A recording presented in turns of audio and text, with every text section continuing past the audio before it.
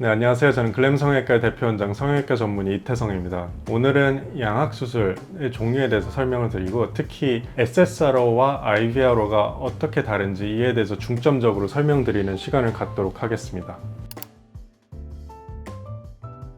물론 의사나 병원마다 양악수술 방법이 조금씩 차이가 나는 건 있는데요. 크게 다를 수 있는 부분은 양악수술 중에서도 아래턱, 하악수술을 할 때입니다. 아래턱, 하악수술은 크게 SSRO와 IVRO로 나뉘는데 요즘 양악수술을 고민하는 많은 분들이 이미 알고 있는 그런 개념이라고 생각이 됩니다. 그래서 SSRO라는 거는 어려운 우리말로 번역을 하면 시상분할 골절단술로 번역이 되고요. SSRO뿐만 아니라 이제 영미권에서는 주로 BSSO 또는 BSSRO라는 약자로도 널리 사용되는 그런 하악의 수술법입니다.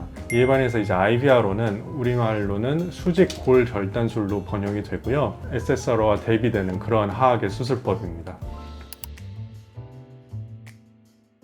SSRO의 구체적인 수술법을 좀 설명을 드리자면 일반적으로 이제 이 부분, 이 레이무스라고 부르는 부분을 시상면이라고 얘기하는데 비스듬히 자르는 거를 기본 핵심 개념으로 생각하시면 될 것 같아요. 그래서 이 시상분할하는 시작과 끝은 보통 이렇게 생긴 기구로 이제 가로 절구를 하게 되고요. 그 사이의 구간을 톱 모양의 작은 기기로 자르게 됩니다. 그렇게 됐을 때 이 근위부 그리고 원위부라고 저희가 나누는데 근위부와 원위부가 나뉘게 되면서 뼈를 이동할 수 있는 그런 여지가 생기는 거고요. 우리가 원하는 위치에 뼈를 이동한 다음에 이런 티타늄 소재 고정핀으로 딱 고정을 하게 되는 그런 과정까지 하게 됩니다. 고정을 하기 때문에 이 수술 결과가 어느 정도 안정적으로 유지가 되고 수술 결과도 비교적 정확히 예측이 가능합니다. 그리고 아까 말씀드린 대로 턱을 뒤로뿐만 아니라 앞으로도 뺄 수가 있기 때문에 뭐 주걱턱, 무턱 모든 경우에 이제 할 수 있는 그런 수술법이 바로 이 SSRO입니다.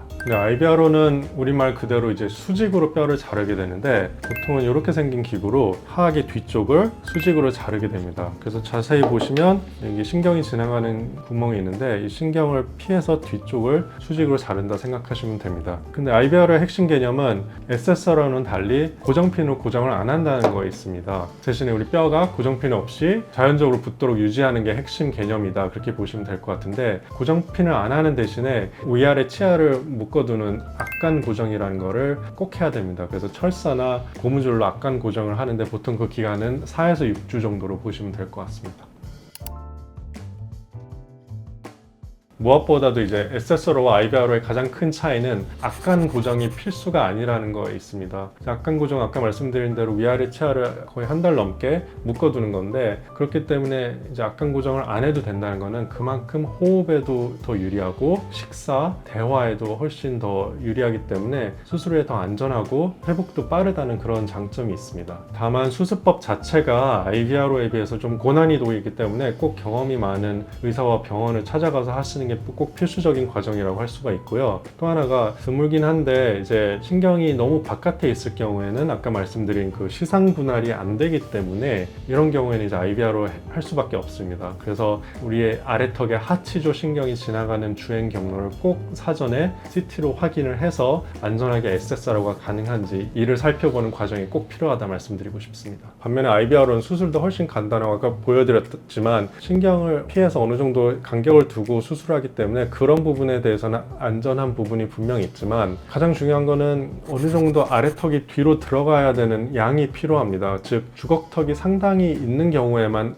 이제 제한적으로 할 수 있는 게 이제 IVR로라고 보시면 될 것 같고요. 무엇보다 중요한 거는 아무래도 악간 고정을 필수적으로 오래 해야 된다는 그런 거겠죠. 사실 생각해보면 한 달 동안 또는 한 달 넘게 위아래 치아를 이렇게 묶어 놓는다고 생각하면 호흡에도 문제가 있을 수 있기 때문에 사실 수술 후에 위험할 수도 있고요. 그리고 뭐 식사나 뭐 대화할 때 상당히 불편함이 있기 때문에 회복도 훨씬 더 더디다 그렇게 보시면 될 것 같아요. 그래서 수술 후의 관리가 SSRO보다는 확실히 더 많이 필요한 그런 수술법이 IVR로가 되겠습니다.